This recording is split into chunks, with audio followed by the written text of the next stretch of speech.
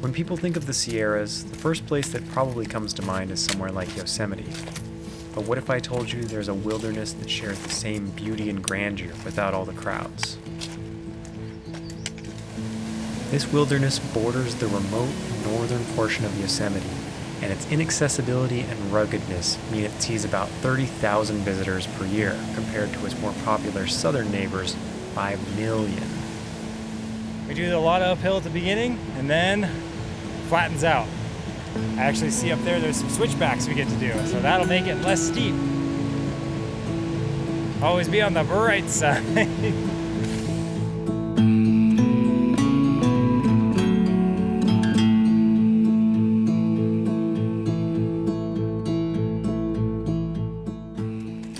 In this video, I want to introduce you to the Emigrant Wilderness, and I hope that you take away a sense that although it is often overshadowed by Yosemite, it has its own allure and character that you can't get anywhere else.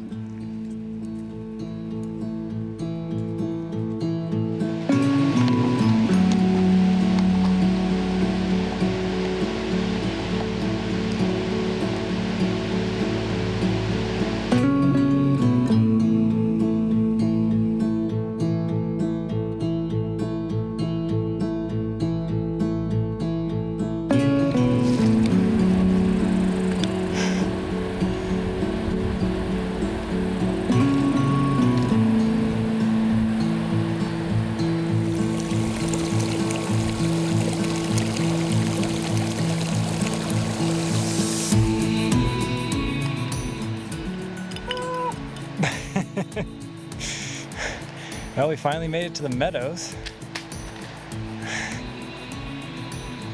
Alex has spotted a nice shot here, so I'm going to totally steal it, as per usual.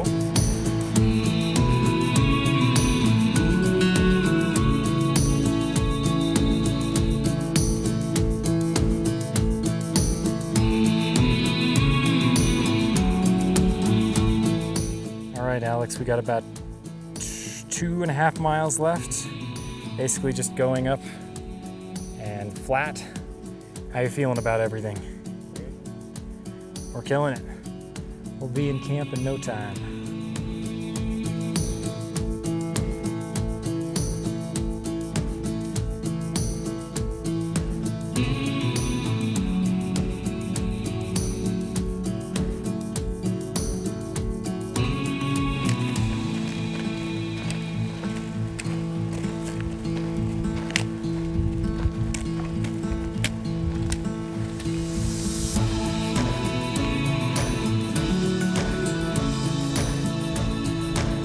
Look at that.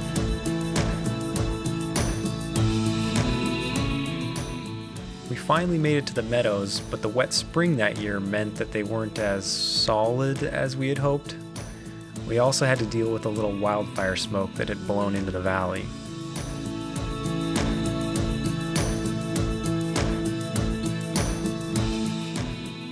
Along the trail to the lake itself, we ran into some locals.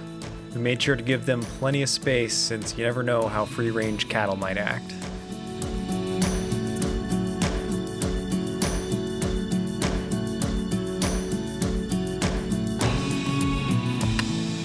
Oh, all right.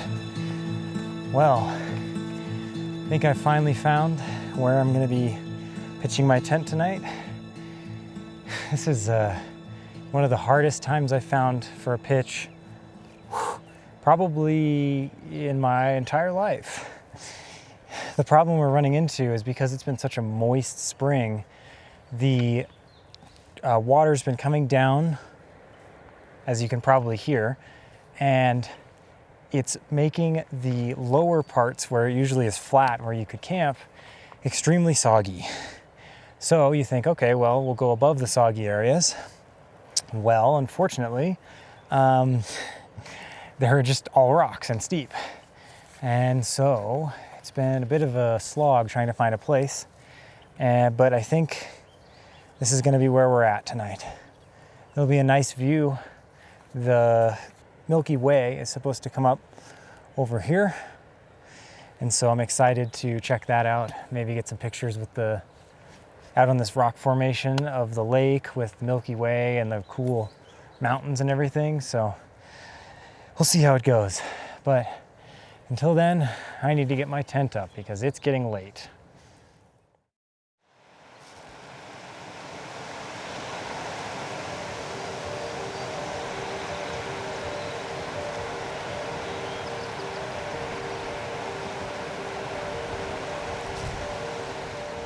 All right, so golden hour is coming up really quick. And being this high elevation with this high of mountains, you have to really account for the fact that your golden hour might not actually be the one that your app says or whatever you're following to figure out what time it should hit. Because of the way that mountains can block light, your golden hour might actually be earlier than you think. And so I'm trying to get into a position where I can get some nice shots of this mountain as the sun comes up it. I don't want to be running around a lot during all this because the ground is really soupy and I'm afraid I will step in a bunch of water and have wet feet for the rest of the night. So we're just gonna kind of play it by numbers or paint by numbers and just kind of get into a position where we can look down on the lake, get shots of vertical shots that include the lake and these mountains, and maybe get a few shots of the flowers out here because they, in the golden glow, look really, really nice. So let's see how it turns out.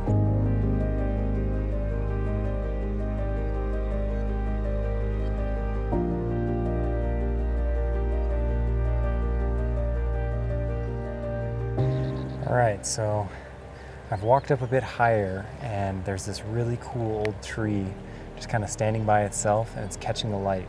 And I think if I don't let it cross this line and I do a vertical shot of it, it might look really nice.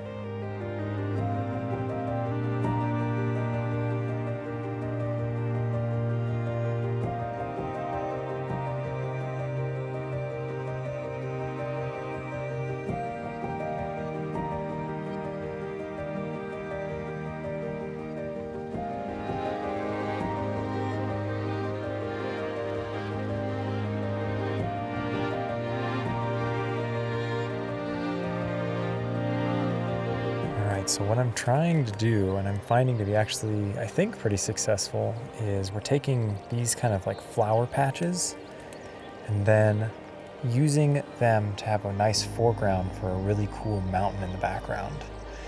And especially with the alpenglow happening right now, I think it might actually be working.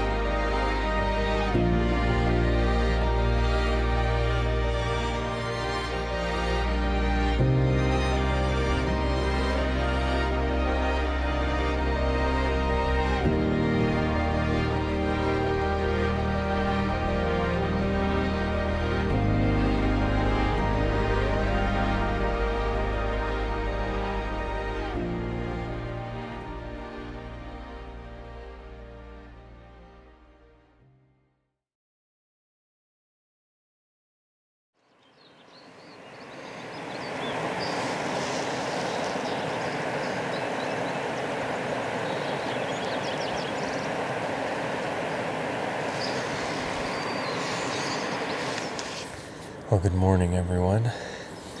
As you can see, we're up early.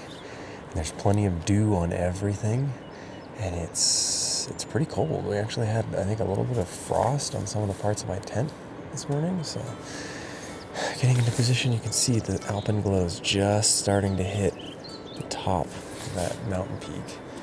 And we know it's going to be coming from that direction. And so I'm hoping to catch it as it covers this face here, which it will be blocked by this mountain, but I'm hoping that it'll give me enough kind of coverage that I get a really nice gradient down. The other thing is down over there, that mountain range, I'll catch it because it doesn't have as much blocking it. And I'm really excited to just start kind of shooting. I think I'm going to start with a wide angle and then maybe switch to telephoto as like little bits of the landscape become illuminated. Let's see what happens.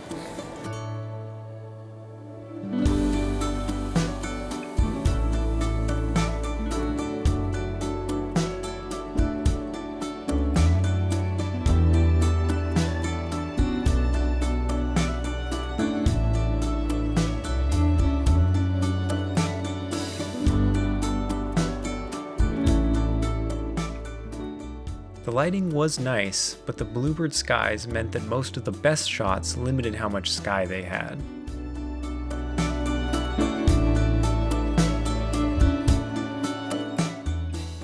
The morning stillness allowed for some nice reflection shots using Kennedy Lake, but as the sun rose, the wind began to ripple the surface.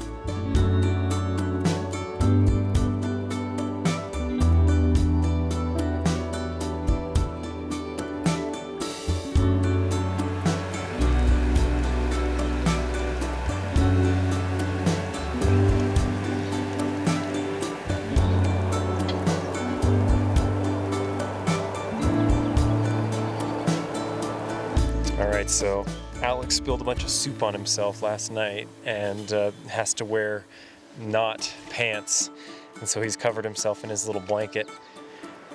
Oh, and we have a little friend. Hello. You're in the middle of our camp. Thanks. Everything got soaking wet last night, but the sun finally is out. So now we begin drying out.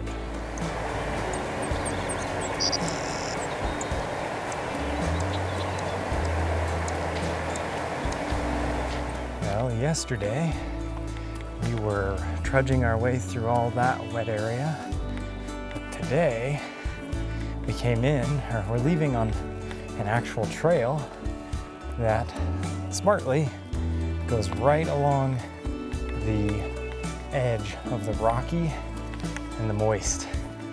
And so I think our feet will stay a lot drier today. I'm glad I brought extra pairs of socks. But I think we're making our way along here, and we're getting further along to where we won't have to wade through all this stuff here pretty soon, I think. Really excellent views though. It's a pretty magical place, as long as your shoes are waterproof.